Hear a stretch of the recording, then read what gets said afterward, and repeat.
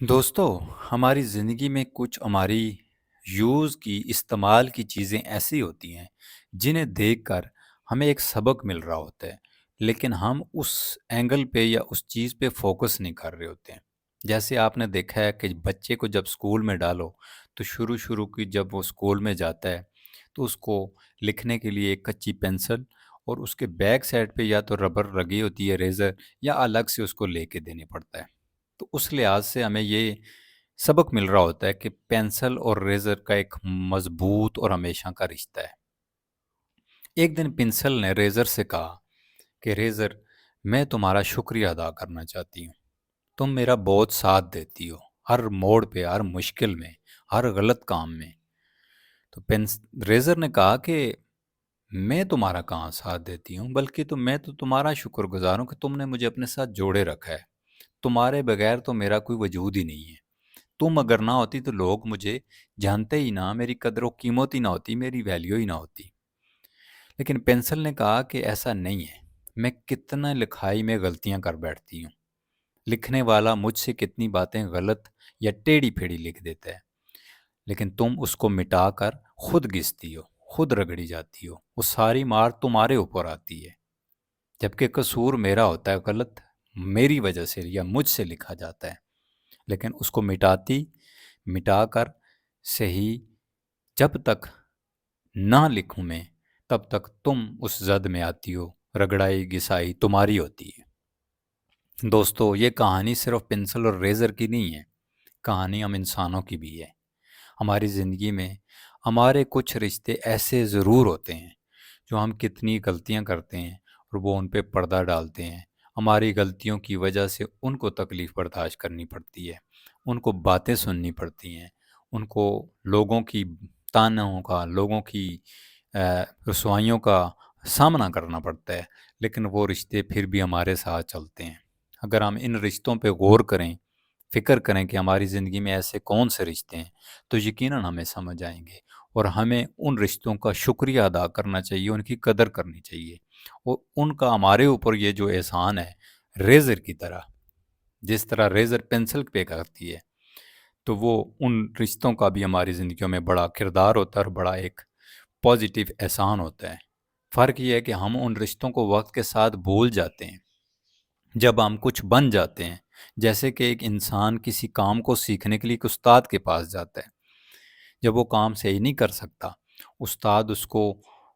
کہتا ہے کہ یہ کام اس طرح کرو، ایک دفعہ کرتا ہے، غلط ہوتا ہے، استاد کہتا ہے نہیں، اس کو اس طرح نہیں، اس طرح کرو، آخر کرتے کرتے ایک دن وہ کاریگر بن جاتا ہے۔ جب وہ کاریگر بن جاتا ہے تو وہ اس استاد کو بھول جاتا ہے، وہ پھر اس کو یاد نہیں رکھتا۔ پھر ہماری زندگی میں ہمارے ماں باپ، ہمارے بڑے بھائی، ہماری بڑی بہنیں جو ہم سے بڑے ہوتے ہیں، جو ہمارے خیر خواہ ہوتے ہیں، ہمیں زندگیوں میں کتنی ایسی باتیں سکھاتے ہیں۔ جب ہم بڑے ہو جاتے ہیں، پھر اس کے بعد جب ہم بڑے ہو جاتے ہیں، ہم کچھ فیصلے بہتر کرنا شروع ہو جاتے ہیں، یا سمجھدار زیادہ ہو جائیں، یا ایجوکیٹڈ زیادہ ہو جائیں، تو پھر کہتے ہیں جی ان کو تو پتہ ہی نہیں ہے، یہ تو بزرگ ہیں، ان کا دماغ ہی کام نہیں کرتا۔ تو ایسا بالکل نہیں ہے۔ جو لوگ آج بزرگ ہیں، آپ کی زندگی میں آپ کو یہاں تک پہنچانا، آج آپ جرگوں میں بیٹھ کے فیصلے کر رہے ہیں، آج آپ ایک مالدار ہیں، آج آپ ایک قابل بزنس مین ہیں، آپ ویل سیٹلڈ انسان بن چکے ہیں، اس کے پیچھے آپ کے ان رشتوں کی، جن کا میں نے ذکر کیا، بڑا کردار ہے۔ اگر آپ غور کریں، جب بچہ پیدا ہوتا ہے یا بچی پیدا ہوتی ہے، سوائے رونے کے اس کو کچھ پتہ نہیں ہوتا۔ ایک ماں ہے، وہ اس کو دودھ پلاتی ہے، پھر آہستہ آہستہ اس کو کھانے کی طرف لے کے جاتی ہے، پھر اس کو بیٹھنا سکھاتی ہے، پھر اس کو زمین پہ رینگنے کی طرح چلنا سکھاتی ہے، پھر کھڑے ہو کے چلنا سکھاتی ہے۔ ایک بڑا کردار ہونے کے بعد وہ اولاد جب بڑی ہوتی ہے، جب وہ قابل بن جاتی ہے، تو وہی اولاد کہتی ہے کہ میرے ماں باپ کا تو ذہن ہی کام نہیں کرتا، اب یہ مفلوج ہو چکے ہیں، لہٰذا ان کو ہر بات میں مت بٹھایا کرو۔ ان کی وہ بڑھاپے کی جو الجھنیں ہیں یا ان کی جو تکلیفیں ہیں بڑھاپے کی، ان سے اولاد تنگ پڑ جاتی ہے۔ لیکن آپ غور کرو اپنے بچپن پہ کہ جب ہم چھوٹے تھے، جب ہم پیدا ہوئے تھے، تو ہمارے ماں باپ نے ہمارے ساتھ کیا کچھ اپنی جوانی، اپنی خوشیاں قربان کی ہیں۔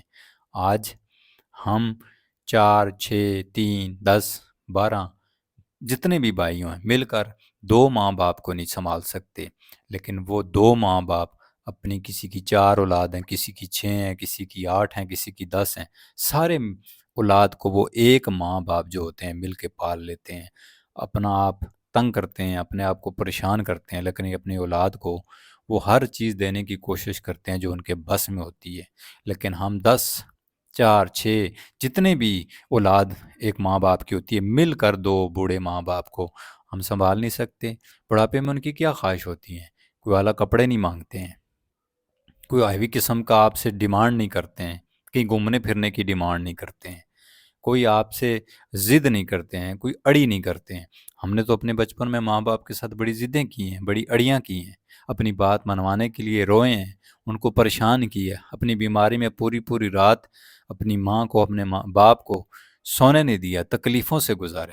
ہمارے ماں باپ تو ایسا نہیں کرتے، جب وہ بوڑھے ہو جاتے ہیں صرف ان کو توجہ چاہیے ہوتی ہے، ان کی کوشش ہوتی ہے کہ میری اولاد اپنی مصروف زندگی میں سے 5 10 منٹ نکال کر ہمارے پاس بیٹھے اور ہم سے اتنا پوچھ لے کہ امی جان، ابو جان، آپ ٹھیک ہیں؟ آپ کی صحت کیسی ہے؟ کچھ کھانے کا تو دل نہیں کر رہا، کسی بات کی آپ کی تمنا تو نہیں ہے؟ ذرا فکر کریں، یہ بات کرتے ہوئے میری کیفیت ذرا ایموشنل ہو رہی ہے، لیکن میں جانتا ہوں اس چیز کو، ٹھیک ہے، میں سمجھ سکتا ہوں۔ آپ بھی کوشش کریں اس بات کو سمجھیں کہ جب ہم بچپن میں ہوتے ہیں تو ہم کتنی ضد کرتے ہیں، کون کون سی وہ باتیں ہم اپنے ماں باپ سے منوا لیتے ہیں، کروا لیتے ہیں، جو کہ ٹھیک بھی نہیں ہوتی، جو پورا کرنا ان کے اختیار سے، ان کے بس سے دور ہوتا ہے، لیکن وہ کوشش کر کے اپنی اولاد کی خوشی کے لیے سارا کچھ کر رہے ہوتے ہیں۔ کیوں؟ کیا ہم نے ان کو ان چیزوں کی تنخواہ دینی ہوتی ہے؟ نہیں، کیونکہ وہ ہمارے ماں باپ ہوتے ہیں، ہم ان کی اولاد ہیں، اللہ نے ہمیں ہمیں ان کے اولاد میں سے پیدا کیا ہے۔ تو ان چیزوں کی آپ فکر کریں، جن کے ماں باپ حیات ہیں، بڑھاپے میں ہیں، تو وہ اپنے بچپن کو یاد کریں، یا اپنے بچوں کی اڑیاں ضد دیکھ کر یاد کریں کہ ہم بھی بچپن میں ایسے ہی ہوں گے، اور اپنے ماں باپ کی قدر کریں۔ اپنی قیمتی جو آپ کی لائف ہے، جو آپ بیزی لائف میں زندگی جی رہے ہیں،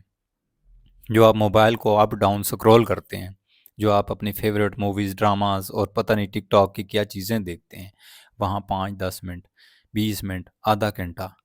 آپ نکال کر اپنے ماں باپ یا آپ کے بڑے بہن بھائی ہیں، وہ بڑھاپے میں جا چکے ہیں، حیات ہیں، ان کے پاس بیٹھیں، ان کے ساتھ باتیں کریں۔ آپ 24 گھنٹوں میں سے